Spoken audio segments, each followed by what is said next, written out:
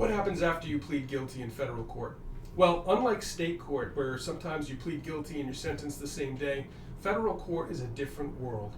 Federal court basically separates the guilty plea from the sentencing hearing, usually by about 3 months. Same with a trial. If you're found guilty at trial, there's about 3 months between the trial and when you're actually sentenced. So in federal court, if you plead guilty, you actually don't know what sentence you're going to get, in most cases. If you plead guilty in federal court, a lot of times there's a plea agreement involved in which your lawyer and the government's lawyer will agree on what the government will recommend. Sometimes that binds you as well, so you might have a joint recommendation, or it might be a government recommendation with your lawyer free to ask for any amount of time or no time that they wish. So either way, unless it's a binding plea, you don't know what the judge is going to do, and the judge is free to make any legal sentence they can. Sometimes you even give up your right to appeal in certain plea agreements.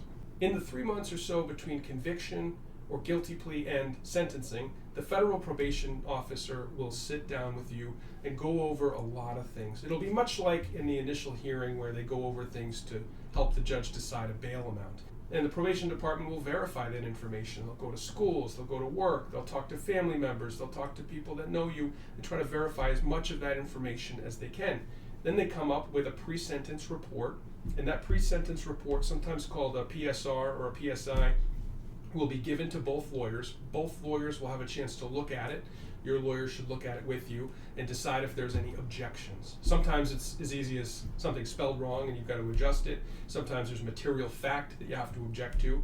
And then your lawyer has a right, and so does the government, to tell the probation in writing of certain objections. So it's by paragraph. The lawyers will give the objections to the probation department, and then probation will either adjust their probation report or they'll just note the objections but keeping the report the same. Once the probation report is done, that'll be given to the judge. It'll be given to both parties. Both parties have a right to submit a sentencing memorandum. Judges will read these sentencing memoranda cover to cover, and it's a good opportunity to pre-argue your case. If a judge goes into the sentencing hearing and you haven't submitted a memorandum, you're just hoping for the best and hoping your lawyer can make a good argument. But if you can write a good, persuasive sentencing memorandum, and by you I mean your lawyer, with character letters, with supporting documentation, it can be a chance to already put in the judge's mind a little bit of humanity. Most of the time, the government will file a sentencing memorandum, but I've had some cases where the prosecution just doesn't file one. So it's particularly advantageous if the defense files a sentencing memorandum, because then the judge only sees your side. They can be persuaded by your side even in advance of the sentencing hearing. So I always file a sentencing memorandum before a sentencing hearing in federal court. It's an important opportunity to get the judge open-minded and already pre-argue what you intend to argue at the sentencing hearing. At the sentencing hearing itself, you walk in, you don't know what the judge is going to do until the very last moment. And the first thing that happens is the judge will go over the sentencing guidelines. They're not binding, and unless there's any mandatory minimum time, the judge is free to do anything that he or she wants as long as it's a lawful sentence. But first they do go and they calculate the guidelines, and both sides have a right to be heard and object, and oftentimes one side or the other side will object to a certain guideline departure. And once there's a final number that either both parties agree to, or at least that the judge decides, because the judge ultimately makes the decision, then the next step is the prosecutor gets to make their argument. So the prosecutor will make a proposal, ask for whatever amount of time or punishment they ask for, give a justification, and they'll have an argument. Then the defense attorney has a right to make his or her case. They can often make some of the same arguments that are in the sentencing memorandum, but they're certainly not limited by that memorandum. So again, the judge has already read the memorandum at that point. This is a good opportunity to both go over and strengthen some of those arguments, and also sometimes address arguments that weren't completely flushed out in the memorandum. I've had times where the judge will give me a response and ask a question, and it'll give me a chance to understand where the judge is thinking, where his head is at.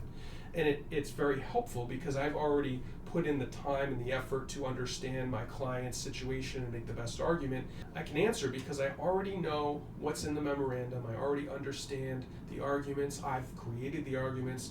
And so it gives me an opportunity to go more in depth and try to persuade the judge based on the way he or she might ask me a question. After I'm done, then the judge will turn to my client.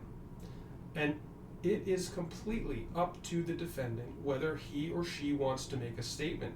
I often advise clients to strongly consider making a statement if they can make a well thought out, meaningful statement that is appropriate and persuasive, hopefully, to the judge, because that is the one time that the judge is going to hear directly from the defendant in the entire case. And the judges listen intently. In my experience, the judges really do take that into account. And at the end of the client's statement to the judge will have the client stand up, and the judge will finally announce the sentence. It is at that time when the client finally knows what the sentence is going to be.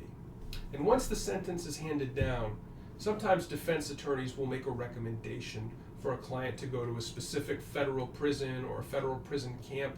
Judges will sometimes oblige and they'll make recommendations when appropriate, but ultimately it's the Bureau of Prisons who make the final call. So if a judge makes the recommendation, it doesn't automatically mean that the Bureau of Prisons will send the person to that prison.